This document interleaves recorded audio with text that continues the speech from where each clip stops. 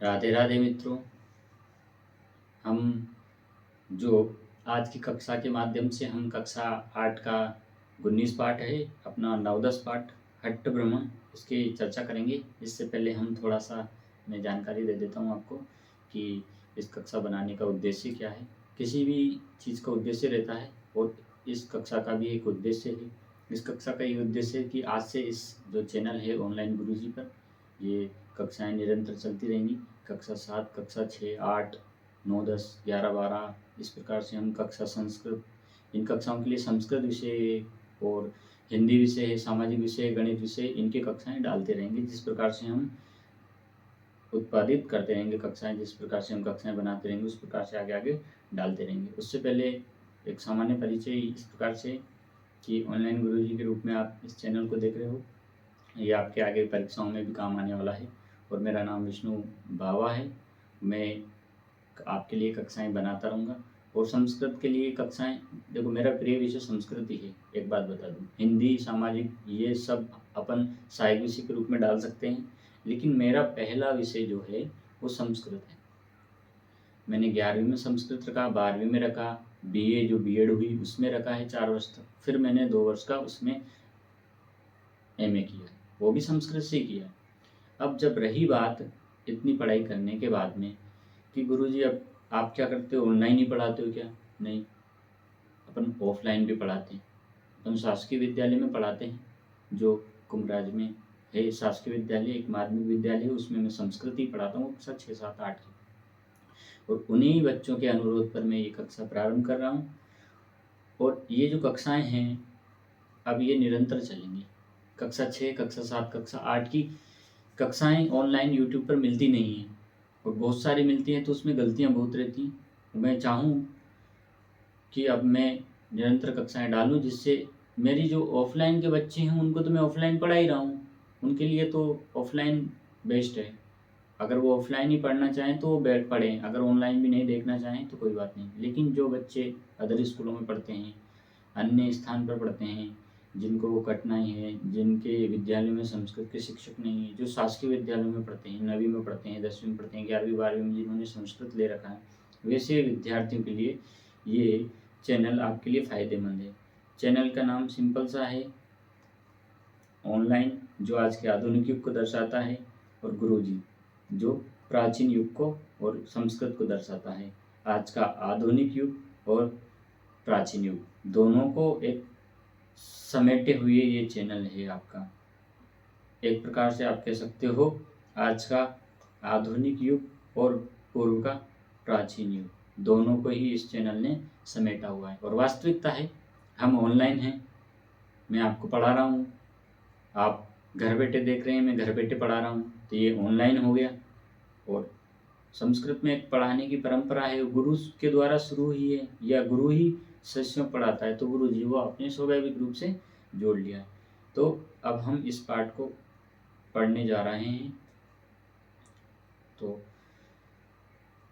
तुरंत हम शुरू कर ही देते हैं। कक्षा 8 का, अब देखो 19 पाठ से बनाने का तात्पर्य ये नहीं है कि एक पाठ से मैं नहीं पढ़ाऊंगा, लेकिन एक पाठ से भी पढ़ाऊंगा। पर हमारी ऑफलाइन कक्षा में 19 तक का सिलेबस हो गया है, और एक से मैं अब रोज़ाना डाल दिया करूँगा, लेकिन हम 19 से ही प्रारंभ करने जा रहे हैं। तो इस पाठ को हम शुरू करते हैं।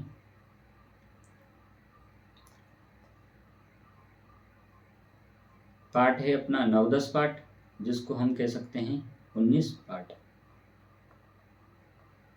हट्ट भ्रमण। अब मुझे पता नहीं है ये और कौन सी प्रदेशों में किस पाठ के रूप में है या कौन सा पाठ है, पर हमारे जो मध्य प्रदेश है, एमपी जिसको हम बोलते हैं, उसमें ये कक्षा 8 की जो पाठ्य पुस्तक है संस्कृत की, उसके अंतर्गत ये 19 पाठ है ना। तो मैं आपको पहले ही ये जानकारी दे देता हूँ। चलिए शुरू करते हैं। ये पाठ है पत्र के रूप में। हाट भ्रमण का जो मज़ा है, आप बचपन में भी हाट में घूमने गए होंगे, उस मज़े के साथ में हम इस पाठ को शुरू करते हैं। पत्र किस प्रकार से लिखा जाता है वो इसके अंतर्गत सभी प्रकार से। नवदस पाठ है हट्ट भ्रमण। पत्रवाहक द्वारा विद्युत घंटिका वादयति। अब इसके अंतर्गत दिया गया है पत्रवाहक है, एक पत्रवाहक है जिसको हम आधुनिक भाषा में डाकिया बोलते हैं, और उसने क्या किया, द्वारम विद्युत घंटिका वादयति, द्वार पर एक विद्युत घंटिका को बजाया, जो द्वार पर घंटी लगी हुई थी ना उसको बजाया।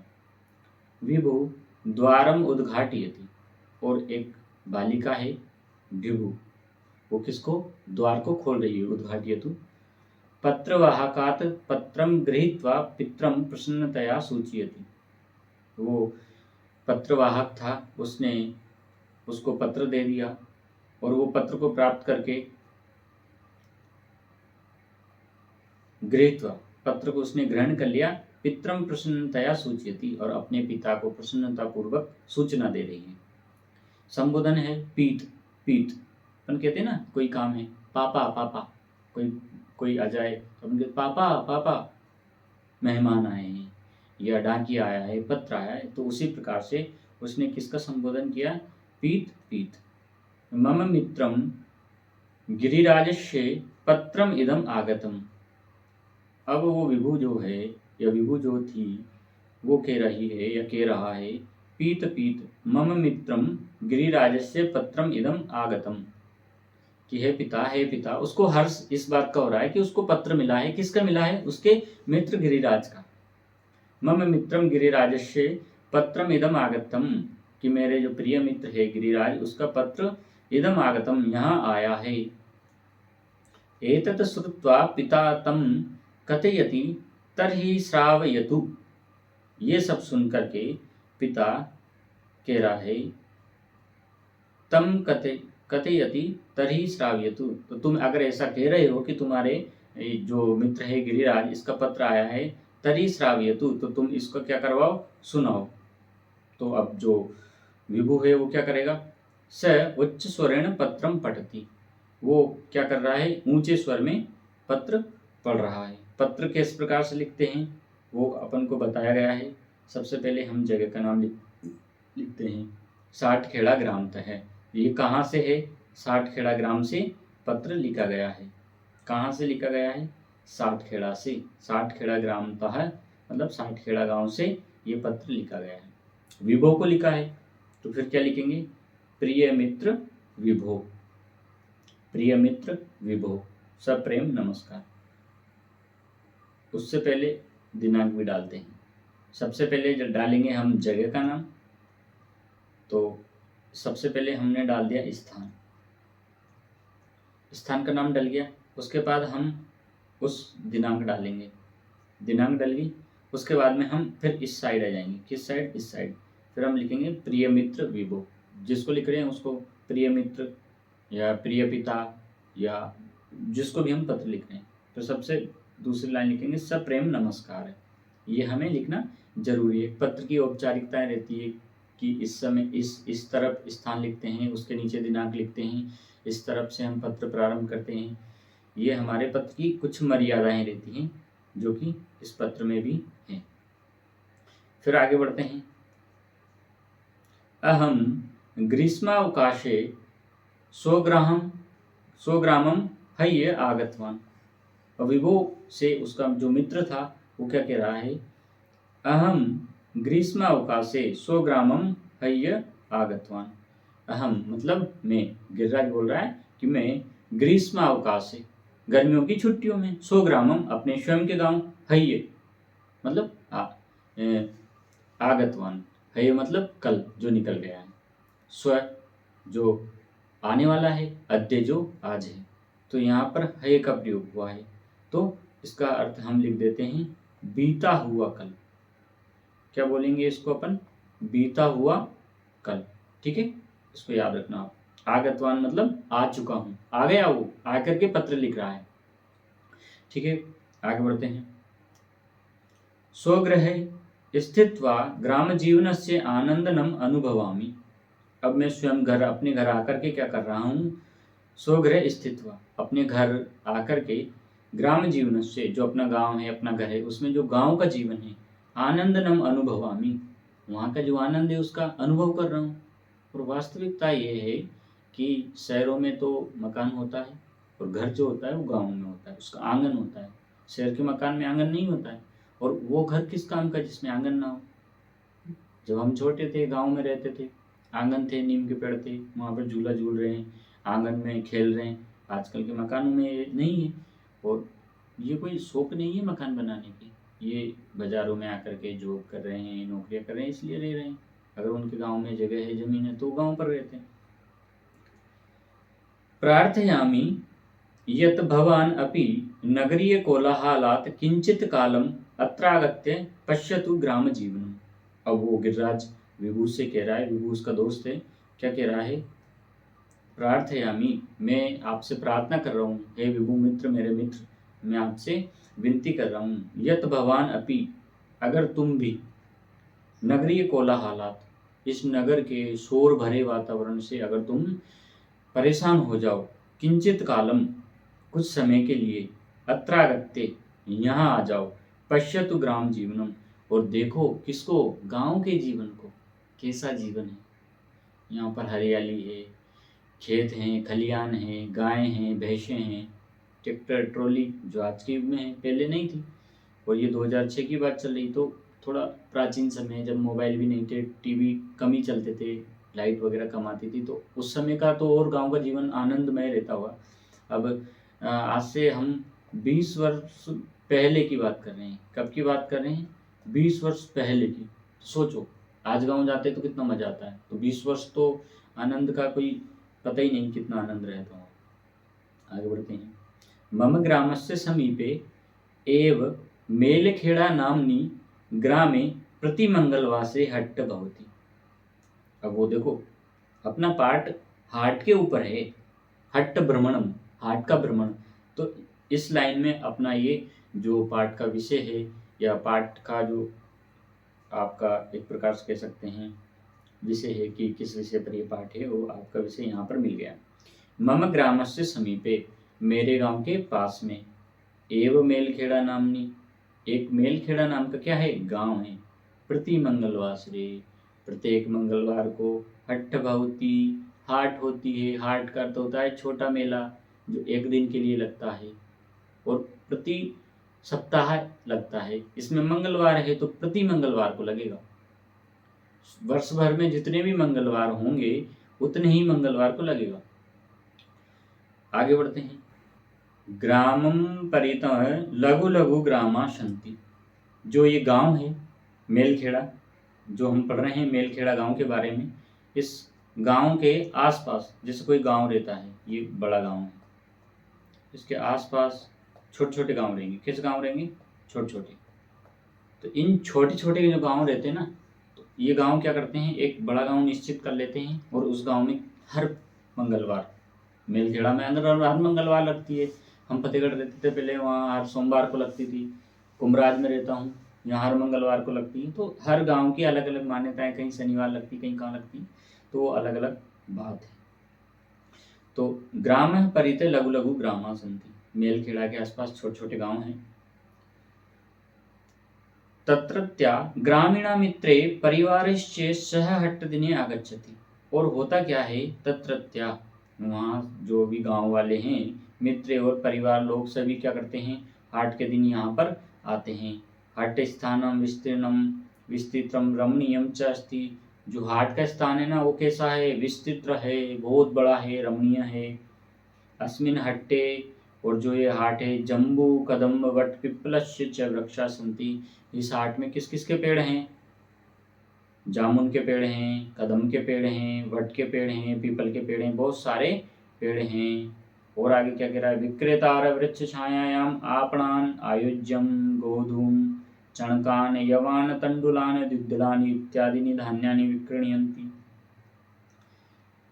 गिरिराज क्या कह रहा है? गिरिराज कह रहा है, विक्रेतार है, जो बेचने वाले होते हैं, वृक्ष छायायाम, पेड़ की छाया पर, आपणान, दुकान, आयोजन, आयोजित करते हैं, लगाते हैं, गोधूमान, गेहूँ बेचते हैं, लेते हैं, चणकान, चने बेचते हैं, लेते हैं, यवान तंडुलान द्विदलानि इत्यादि धान्यानि विक्रीयन्ति। गेहूँ, चने, जौ, चावल, द्विदलानि, बहुत प्रकार की दालें इत्यादि धान्यानि विक्रीयन्ति। इस प्रकार के धानों को क्या करते हैं? बेचते हैं। एतद् अतिरिक्तम् अन्येषां वस्तूनाम् अपि विक्रयणं अत्रं भवति। यहाँ पर इसके अलावा भी बहुत सारी प्रकार की वस्तुएं बिकती हैं। कौन सी? अत्र मोदकं, कुंडलीं, अमृतं, रसगोलकम् इत्यादीनि मिष्टान्नानि च मिलन्ति। देखो बात, आप देखो, समझो। और अन्य वस्तु तो मिलती है, पर कौन सी? मोदकम। मोदकम मतलब एक प्रकार से आप लड्डू। कुंडलिनी आपकी जलेबी। अमृतीम जलेबी जैसी पर किनार पर, इस प्रकार से। रसगोलकम रसगुल्ले इत्यादि मिष्टान्नानि मिलन्ति। इस प्रकार की मिठाई क्या करती है? मिलती है। आगे बढ़ते हैं। मिष्ठान्नानि मह्यं रोचन्ते। मिष्टान्नानि मह्यं रोचन्ते। शाकानां फलानां चापि अत्र हट्टे विक्रय भवन्ति। केवल जो चावल चने ही नहीं बिकते हैं, केवल रसगुल्ले, मिठाई, गुलाब जामुन ही नहीं बिकते हैं। क्या क्या बिकते हैं?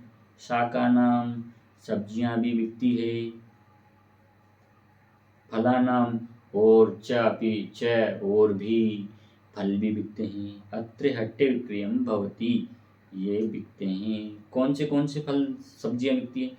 तेसु आलुकम, पलांडु, कुष्मांडम, सिंबाम, मूलिकाम, कर्कटादिकानि शाकानि तथा। अब सब्जियों के बारे में बता रहा है, कौन सी सब्जियां मिलती हैं। सुनना। तेसु आलुकम, उसमें मिलते हैं आलू। पलांडु प्याज। कुष्मांडम कद्दू। सिंबाम शिमला। मूलिकाम मूली। कर्कटिकाम मतलब ककड़ी भी मिलती है। और अन्य सब्जियां मिलती हैं। ऐसी बात नहीं है कि मिर्ची नहीं मिलती, मिलती है। सर टमाटर वो भी मिलते हैं। लिखा गया है। पत्र लिखते हैं, हर चीज लिखेंगे, हर दुकान के बारे में लिखेंगे? नहीं लिख सकते। कुछ चीजें लिखनी पड़ती हैं। आगे क्या है? आगे से देखते हैं। तथा च कदलीफलम, आम्रम, खर्जूरादीनि बहूनि फलानि प्राप्नुवन्ति। और क्या प्राप्त होता है? देखो भाई, कदली फलम का अर्थ होता है बेटा केला। सबसे सस्ती चीज मिलती है केला। कहीं मामा जी आए, बेटा केला लिया है। फूफा जी आए, केला लिया है। सस्ता मिलता है इसलिए। आम्रम, आम भी लाते हैं, ऐसी बात नहीं है, आम भी लाते हैं। खर्जूरादीनि, खजूर। आदीनि मतलब इत्यादि। इत्यादि मतलब इत्यादि। खजूर भी तो मिलते हैं। फलानी प्राप्नुवन्ति। दुकानें किस किस की हैं? अत्र लोहकारस्य, कुंभकारस्य, स्वर्णकारस्य चापि आपणा भवन्ति। किस किस की दुकानें हैं? बात कर लेते हैं। लोहार, कुंभकारस्य कुमार और स्वर्णकारस्य सोनार। इनके अलावा तो हो ही नहीं सही, पर ये भी हैं। एवं बहवः आपणा अत्र सन्ति। और बहुत प्रकार की दुकानें हैं। अस्य हट्टस्य महत्वपूर्ण पक्षोऽयं यत् अत्र दूरात् आगत्य ग्रामीणजनाः परस्परं मिलित्वा। इस हाट का एक और है मेन उद्देश्य। महत्वपूर्ण पक्ष क्या है? यत्र अत्र दूर आगत्य ग्रामीणजनाः परस्परं मिलन्ति। दो गांव के लोग हैं, आपस में क्या कर रहे हैं? मिल रहे हैं। हाट में हर मंगलवार आएंगे, हर 7 दिन में मिलेंगे। ते अत्र संवादं वार्तालापं च कुर्वन्ति। ते अत्र संवादं वार्तालापं च कुर्वन्ति। वो यहाँ क्या करते हैं? संवाद करते हैं, वार्तालाप भी करते हैं। एवं ते परस्परं मिलित्वा सर्वे मुदिता भवन्ति। और वो सब मिल कर के बहुत प्रसन्न हो जाते हैं, मेरा मित्र हाट में मिला है, मेरा दोस्त मिला है। कभी कभी क्या होता है, बड़ा स्कूल दूर रहता है तो 2-3 गांव के अलग अलग बच्चे वहाँ जा कर के मिलते हैं। फिर वो बाद में जब कई काम धंधों में लग जाते हैं, शादी वगैरह हो जाती है, वो कभी कभी 7-8 दिन में हाट में मिलते हैं, खुश होते हैं, अरे रामलाल मिला था आज से। दुखी थोड़ी होते हैं, अरे यार रामलाल तो क्यों मिल गया, नहीं, खुश होते हैं, अरे आज से मेरा मित्र रामलाल मिला। आगे बढ़ते हैं। मित्रम त्वम अत्र अवश्यमेव आगच्छ। मेरे मित्र विभु, गिरिराज कह रहा मेरे मित्र विभु कि तुम यहाँ अवश्य आओ। अस्तु पत्रम समाप्यामि। ठीक है, अब मैं पत्र क्या कर रहा हूँ, समाप्त कर रहा हूँ। शोकीय पितृपादियों मम प्रणतिम समर्प्यम। तुम्हारे पिता के चरणों में मेरा प्रणाम क्या करो बेटा, स्वीकार करो, या मेरे दोस्त स्वीकार करो। मम गृहे सर्वे कुशलनी संति। मेरे घर पर सब क्या हैं, कुशल हैं बेटा, ठीक हैं। इसका अर्थ क्या हुआ, ठीक है, कुशल है। गिरिराज कह रहा है कि मेरे घर पे सब क्या है, कुशल है। और क्या कह रहा है गिरिराज, प्रतीक्षायाम, मैं अब प्रतीक्षा करूंगा, या तो तुम आ जाओ या तुम्हारे पत्र का क्या आए, उत्तर आए। और पत्र में अंतिम में क्या करते हैं, भवदीय प्रिय गिरिराज नायक। किसका प्रिय, कौन है, गिरिराज नायक। किसका प्रिय है, उसके विभू का। विभू उसका दोस्त है ना, इसलिए। इसके बाद में शब्दार्थ। भाग 1 की जो बात करें हम पढ़ाने की, वो यहाँ तक है। और बात करें भाग 2 की, भाग 2, तो भाग 2 हम यहाँ से प्रारंभ करेंगे। ये आज तक हमारा भाग 2 का था। भाग 1 का था। भाग 2 हम अगली कक्षा में प्रारंभ करेंगे। जो धन्यवाद सभी को। और पुनः एक बार राधे राधे। क्या बेटा, जोर से बोलो सभी, राधे राधे, नमस्ते। सभी ठीक रहो, कुशल रहो, मंगल रहो। कक्षाएं आगामी अब आने वाली है, रोज आ जाया करेंगी। धन्यवाद। मिलते हैं फिर अगली वीडियो में भाग 2 में इसी पाठ का होमवर्क लेकर के।